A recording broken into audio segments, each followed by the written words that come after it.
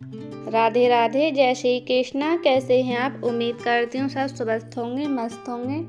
आज हम बात करेंगे कार्तिक शुक्ल एकादशी की, जिसे देवउठनी एकादशी या प्रबोधनी एकादशी कहा जाता है। यह वह दिन है जब भगवान विष्णु 4 महीने की योग निद्रा से जागते हैं और सृष्टि के कार्य फिर से आरंभ करते हैं। आइए जानते हैं इस दिन का शुभ मुहूर्त, पूजा विधि, व्रत नियम, कथा और इसके दिव्य उपाय। इस वर्ष देवउठनी एकादशी की तिथि का प्रारंभ 1 नवंबर शनिवार सुबह 9:11 से शुरू हो रहा है। समाप्ति 2 नवंबर रविवार सुबह 7:31 पर समाप्त हो जाएगा। पूजा का सर्वश्रेष्ठ समय 1 नवंबर शनिवार ब्रह्म मुहूर्त से लेकर दोपहर 12 बजे तक है। इसी दिन से विवाह, मांगलिक कार्य और शुभ कर्मों की पुनः शुरुआत होती है। अब हम जानेंगे देवउठनी एकादशी का व्रत, नियम और विधि। सुबह सूर्योदय से पहले उठें, स्नान करें और व्रत का संकल्प लें। मैं भगवान विष्णु की कृपा पाने के लिए देवउठनी एकादशी का व्रत रखती हूँ या रखता हूँ। फिर पीले या सफ़ेद वस्त्र पहने, पूजा स्थान पर विष्णु लक्ष्मी जी मूर्ति रखें और चित्र स्थापित करें। दीपक जलाएं, धूपबत्ती जलाएं, दीप जलाएं, पुष्प, तुलसी पत्र का पंचामृत से पूजा करें। भगवान विष्णु जी को खीर, पंजीरी और तुलसी दल अर्पित करें। दिन भर उपवास रखें या फलाहार करें। संध्या के समय तुलसी शालिग्राम का विवाह करें, शंख बजाएं और आरती करें।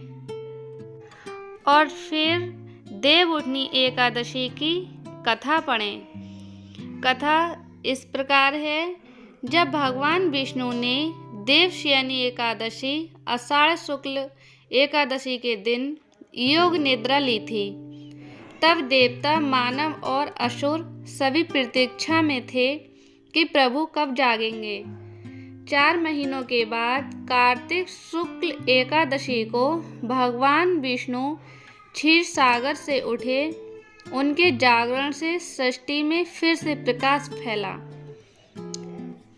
उसी दिन तुलसी माता और शालिग्राम जी का विवाह होता है।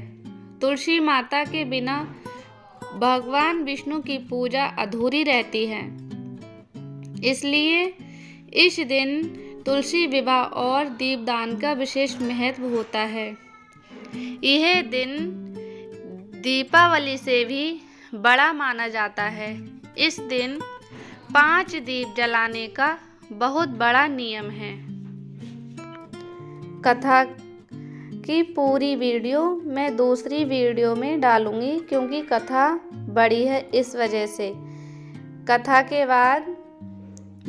कथा के अनुसार जो भक्त इस दिन श्रद्धा से व्रत कर पूजा करता है, उसे जन्म जन्मांतर के पापों से मुक्ति मिलती है और उसके घर में सुख शांति स्थायी होती है। देवउठनी एकादशी के दिन कुछ चमत्कारिक उपाय भी किए जाते हैं। जैसे नंबर 1 उपाय, रात में तुलसी के पास घी का दीपक जलाएं और ओम वैष्णवे नमः का 11 बार जाप करें। इससे धन लाभ होता है। नंबर 2 उपाय, तुलसी विवाह के समय अगर आप घर में पीला वस्त्र और चावल अर्पित करें तो वैवाहिक जीवन में प्रेम बढ़ता है।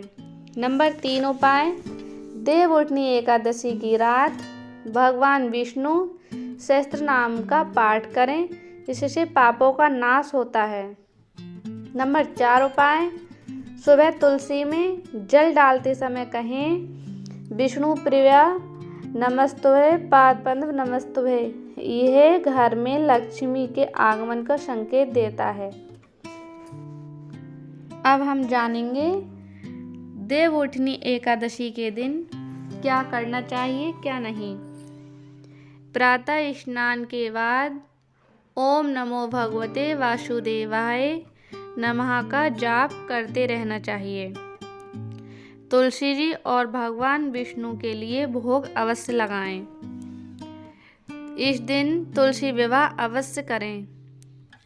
देवठानी एकादशी के दिन दीपदान का बहुत बड़ा महत्व है। इस दिन 5 दीपदान अवश्य करें। गरीबों के लिए भोजन खिलाएं और अन्न दान करें। क्या नहीं करना चाहिए? इस दिन मांस मदिरा का सेवन वर्जित है।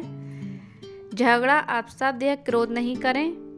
झूठ बोलना, छल कपट, पद निद्रा से बचें। अन्न का सेवन केवल अगले दिन पारण के समय ही करें।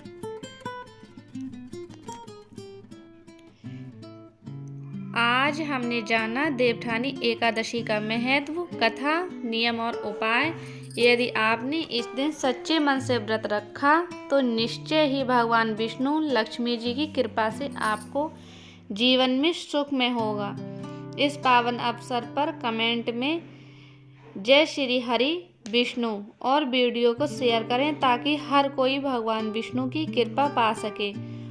ओम नमो भगवते वासुदेवाय नमः।